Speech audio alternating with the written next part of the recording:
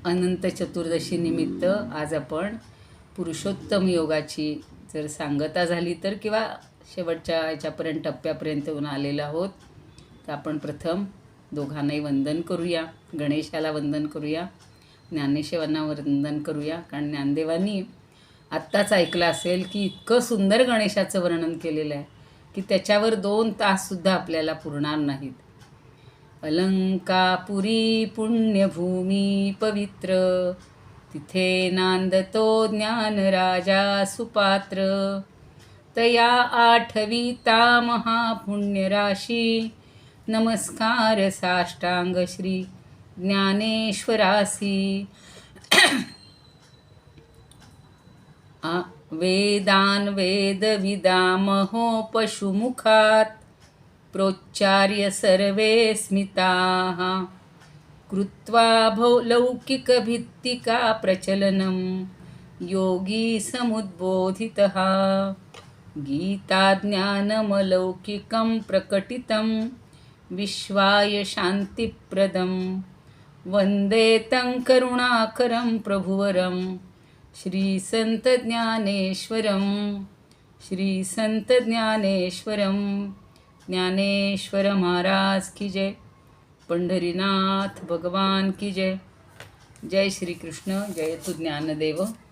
काल आपण 80पर्यंत ओव्या पाहिलेल्या होत्या आणि थोड्याशा 2-3 ओव्या स्वरूपानंदांच्या याच्या पाहायच्या राहिलेल्या आहेत. तर त्या आता बघूया.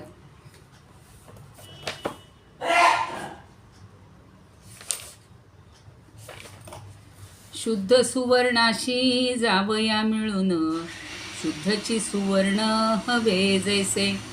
तैसी प्राप्त झाली मद्रूपता साच, संभवे तरीच भक्ती माझी. होती सिंधूहून गंगा जरी भिन्न, सिंधूसी मिळून जाती कैसी. म्हणून मद्रूप जाहल्या वाचून, रिघणे कोठून मद्भक्तीत. सर्वापरी लाट सागरीय भिन्न, तैसा जो भजन करी माझे. हे झाले खरं. सूर्य आणि प्रभा होती जैसी एक, तैसीच ती देख त्याची भक्ती. काल आपण इति गुह्यतमं शास्त्रम त्याच्यावरच्या ओव्या पाहत होतो आणि 2-3च ओव्या काल त्या गौतमाच्या त्या राहिलेल्या होत्या त्या आधी घेते. जाण हे संसार जिंकिते हत्यार, काय सांगू फार तुझं आता.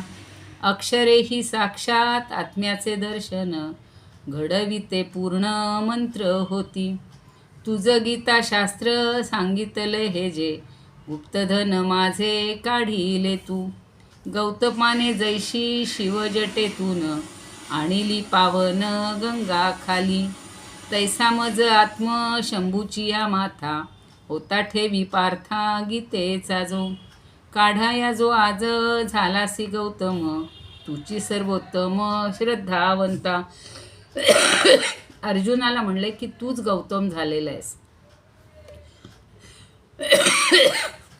साच सुनिर्मळ आरसा होऊन, तुवा मज पूर्ण आकळिले. नातरीस चंद्र तारकांचा प्रांत, आणि आपणात सिंधू जैसा. तैसे ठेविलीसे गीते समवेत, माते हृदयात आपुलिया. पुढच्या ओव्या बघूया.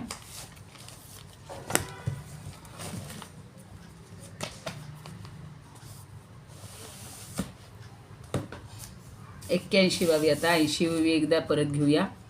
जे त्रिविध मळकटा, तू सांडिलासी सुभटा.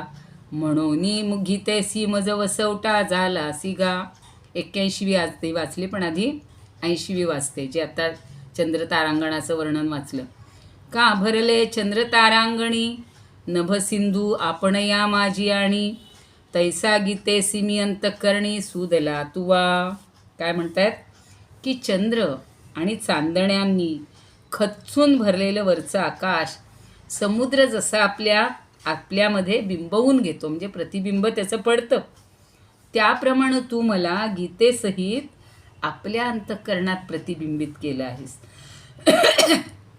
म्हणजे परमेश्वरानं जी गीता सांगितली तिचं सगळं प्रतिबिंब ह्या अर्जुनाच्या अंतरंगात पडलेलं आहे, अंतःकरणात पडलेलं आहे. जशी चंद्र, तारांगणा, नक्षत्र याचं प्रतिबिंब त्या सूर्याच्या समुद्राच्या पाण्यामध्ये पडत असतं आणि तो त्याला सामावून घेतो, तसा अर्जुनानं या गीतामृताला किंवा गीतेच्या या सगळ्या साराला हे सामावून घेतलेलं आहे. म्हणून पुढे सांगतायत, जे त्रिविध मळकटा, मळकट म्हणजे दोष, तू सांडीसी सुभटा म्हणजे ते सगळे मळ जे आहेत ते तू सांडून टाकतोयस.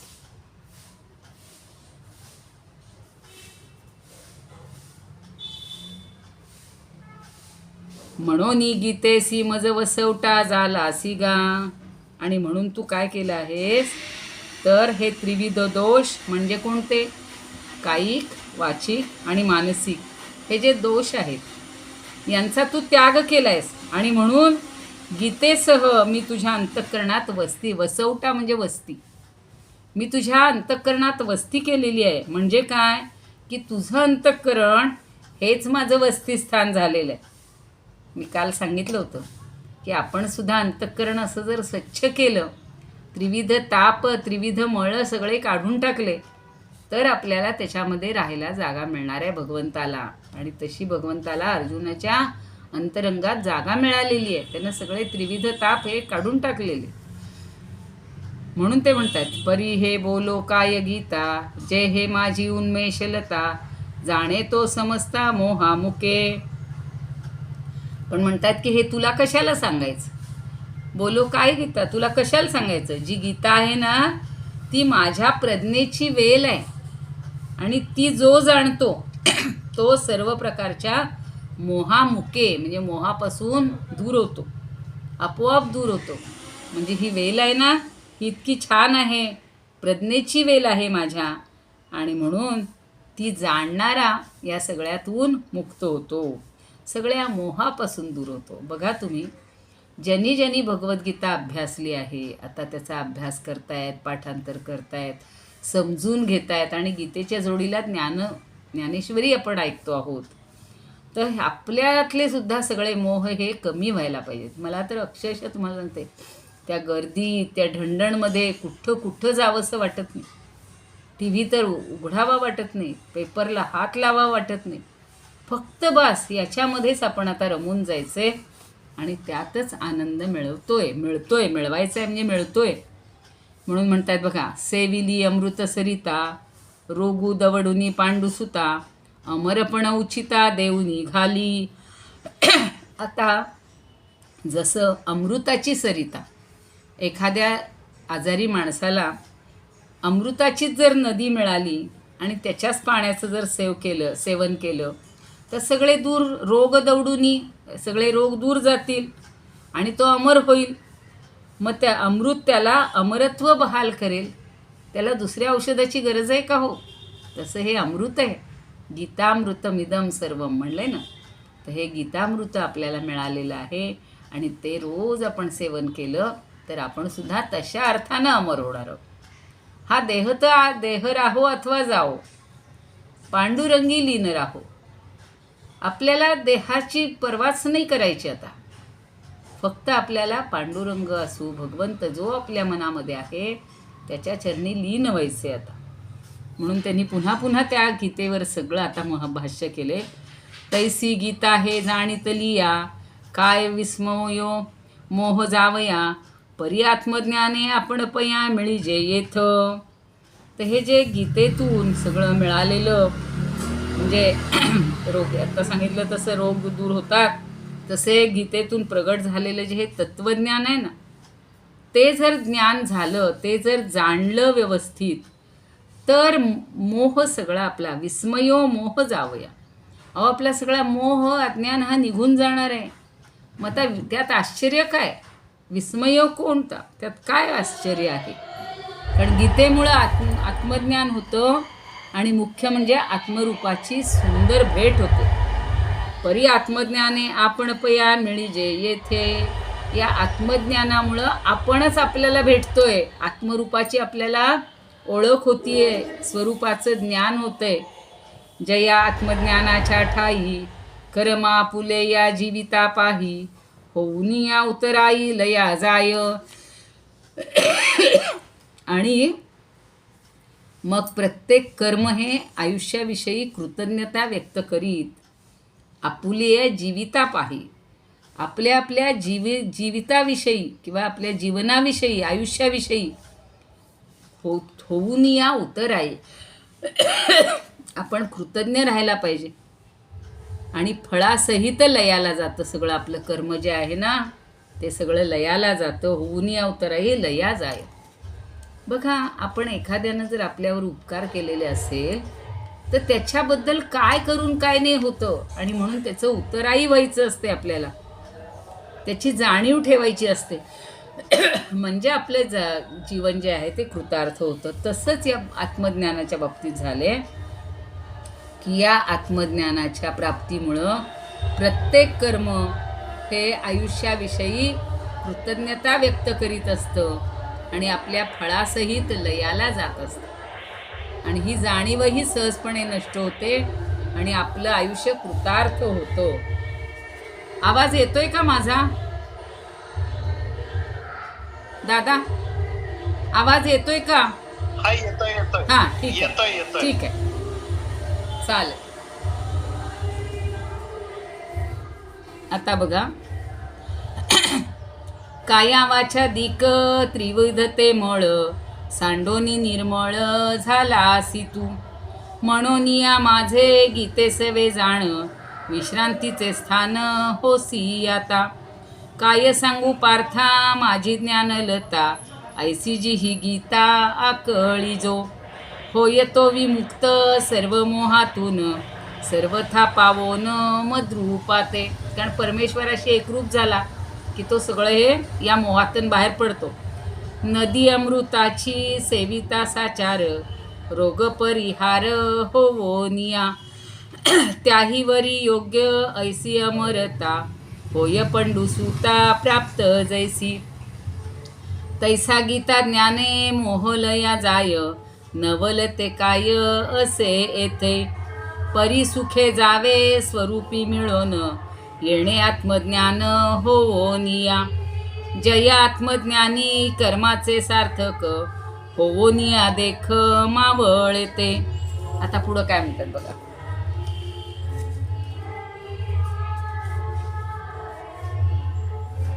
हारपले दाऊनी जैसा, मागुसरे वीरविलासा.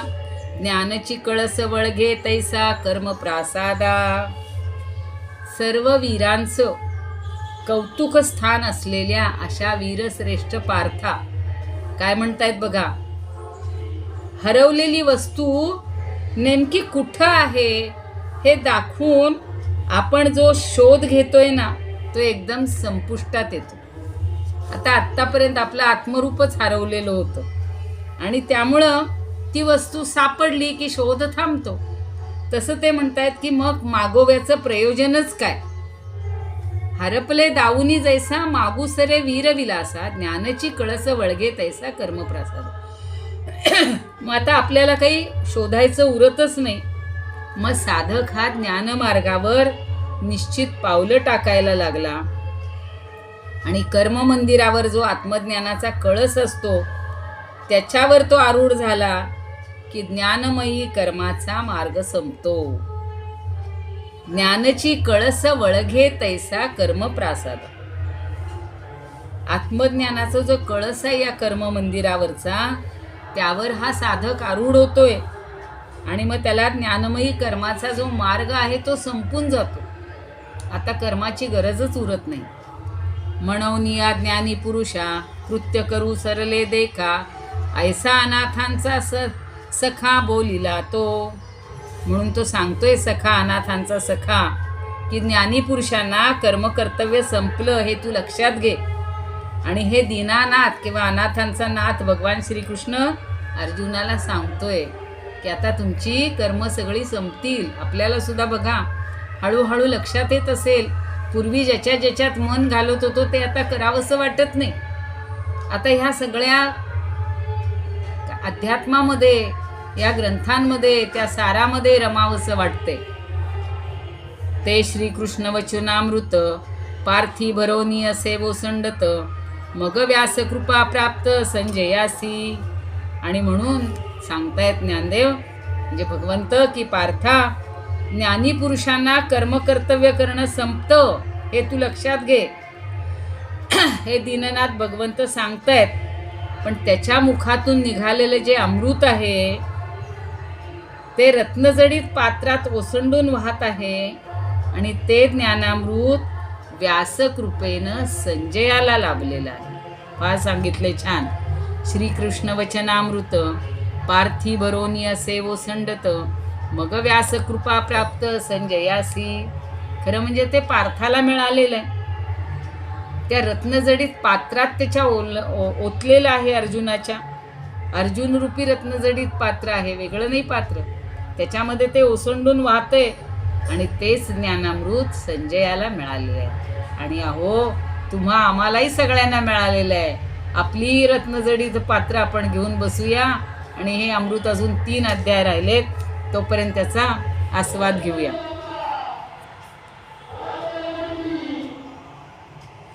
तो धृतराष्ट्रराया सूतसे पान करावया, म्हणोनी जीवितांतुतया नवेची भारी. आता संजय राजा धृतराष्ट्राला काय म्हणतो? हे अमृत पाजतोय तो. आणि म्हणून अंध धृतराष्ट्राचा अंतसमय सुखकर झालेला आहे. किती छान सांगितलंय बघा. तो धृतराष्ट्रराया सूतसे पान करावया, म्हणोनी जीवितांतुतया नवेची भारी. त्याच्या जीवनाचा अंत आता सोपा झालाय. एवढं त्याला सुद्धा हे अमृत चाखायला मिळालं ना. म्हणून जीवितांतुतया नवेची भारी. त्याला मृत्यूलोक हा भारी किंवा जड अवघड वाटत नाहीये, त्रासदायक वाटत नाहीये. एरवी गीता श्रवण अवसरी, आवडो लागता अनधिकारी, परिशेखी तेची उजरी पातला भरी. पण एरवी गीता श्रवणासाठी धृतराष्ट्र अयोग्य होता. त्याला गीता श्रवण करताना कधीच आनंद झाला नाही. सगळं ऐकत होता तो फक्त, कारण तो गीता श्रवणाचा अधिकारी नव्हता. पण बोधामृत पाजणारी ही जी गीता आहे ना, ती शाश्वत अशी भगवंत प्रकाशात धृतराष्ट्राचंही आयुष्य उजळून काढते. खूप सुंदर सांगितलंय. गीता श्रवण अवसरी, आवडो लागला अनधिकारी, परिशेखी तेची उजरी पातली भली. पातला भरी, उजरी म्हणजे उजेड. त्याला त्या गीताच्या प्रकाशामध्ये, भगवंताच्या प्रकाशामध्ये धृतराष्ट्राचं सुद्धा आयुष्य उजळून निघालेलं आहे असं म्हटलेलं आहे. आणि त्याला मृत्यूवेळा जी उत्तम लाभली म्हणजे त्याचा शेवट उत्तम झाला असं 90व्या ओवीत म्हटलंय. नाईलाजानं आज आपल्याला इथं थांबावं लागणार नाही, कारण खूप आवाज येत आहेत मला. म्हणजे मला इतकं जोरात ओरडावं लागतंय. त्यापेक्षा आपण 5 मिनिट फक्त पावसची चर्चा करूया आणि इथं मी माझ्या वाणीला विराम देते. इदमुपकर्तुं भुवन मंडलम समुदितमिव भास्करम, सादरम वंदे ज्ञानेश्वरम. त्रिभुवन माता भगवद्गीता, लोकमंगला लोकविश्रुता, लोकहितं संततं ध्यायता, येन ज्ञानेश्वरी विरचिता. श्रुत्वा प्राकृतगिरं सादरं वन्दे ज्ञानेश्वरं, सादरं वन्दे ज्ञानेश्वरम्. आरती ज्ञानराजा महाकैवल्य तेजा, सेविती साधू संत मनुवेधला माझा. आरती ज्ञानराजा. लोपले ज्ञान जगी हित नेणती कोणी, अवतार पांडुरंग नाव ठेविले ज्ञानी. आरती ज्ञानराजा. कनकाचे ताटकरी ह्या गोपिका नारी, नारद तुंबरुहो सामगायन करी. आरती ज्ञानराजा. प्रगट गुह्य बोले विश्व ब्रह्मची केले राम जनार्दनी पायी मस्तक ठेविले आरती ज्ञान राजा महाकैवल्य तेजा सेविती साधू संत मनुवेधला माझा आरती ज्ञान राजा ज्ञानेश्वर महाराज की जय पंढरीनाथ भगवान की जय जय श्री कृष्ण जय तू ज्ञानेश्वर।